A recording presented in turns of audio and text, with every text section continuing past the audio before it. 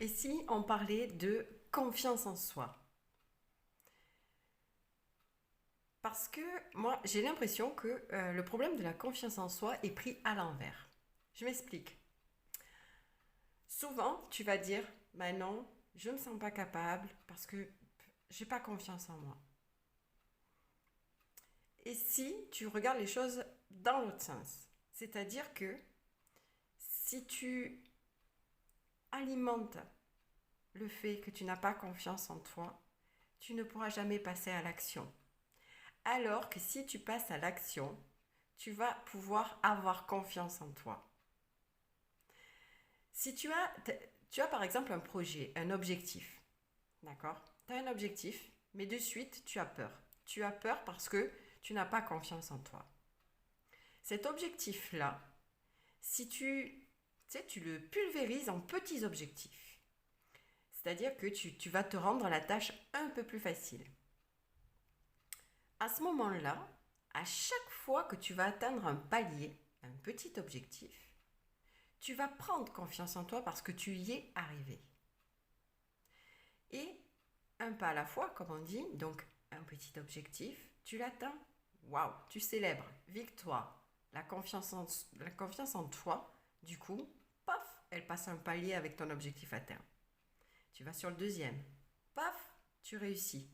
C'est une victoire, tu la célèbres. Tu la passes pas comme ça, oui, c'est normal. Non, tu la célèbres. Là, tu as une montée de confiance en toi supplémentaire.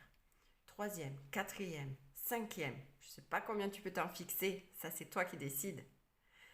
En attendant, tu te rapproches de ton objectif final. Imagine, imagine la puissance de la confiance en toi le jour où tu atteins cet objectif final. Ça sera d'une puissance incroyable. Et là, tu prends confiance en toi.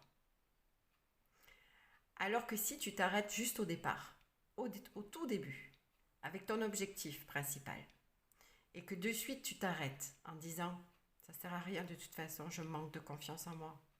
Quelque part, est-ce que tu crois pas que c'est que tu te caches derrière le fait que tu n'as pas confiance en toi pour ne pas l'atteindre? Qu'est-ce qui te fait peur? Qu'est-ce qui te fait peur?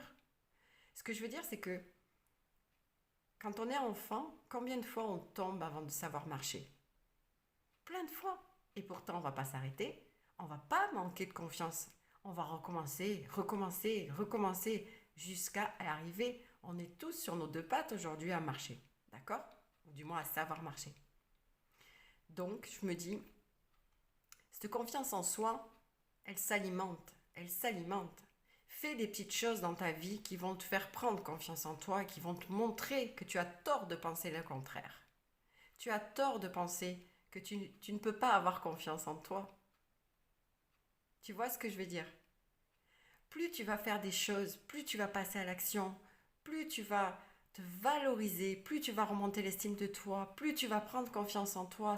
Tu rentres dans un cercle vertueux après. Alors que si tu alimentes cette non-confiance en toi, tu restes dans tes schémas, tu restes dans tes traumas, tu restes dans tes blocages, tu restes dans tes croyances limitantes parce que ça, elles prennent un grand rôle dans la confiance en soi. Alors ce que je vais te proposer, c'est tout simplement de réfléchir à quelque chose que tu as envie de faire. Cette chose-là, tu vas la décomposer en petits objectifs pour l'atteindre. Et à chaque fois que tu arrives à ces petits paliers, tu le célèbres et tu prends confiance en toi. C'est la seule chose que tu as à faire pour prendre confiance en toi. Ou du moins, je peux t'aider aujourd'hui avec cette vidéo en te disant, vas-y, essaye. Qu'est-ce que tu risques finalement? Qu'est-ce que tu risques? Mais par contre, quand tu pars sur ton objectif, ne te dis pas d'entrée de jeu avant même d'avoir essayé ou commencé quelque chose. De toute façon, je n'y arriverai pas. Non. Dis à voix haute, dis-toi, je vais tout mettre en place pour y arriver. Et tu vas voir que ça change la donne. Je vais vous laisser là-dessus. Continuez à vous abonner, continuez à liker, continuez à commenter, etc. etc. Et je vous dis à très vite dans une nouvelle vidéo.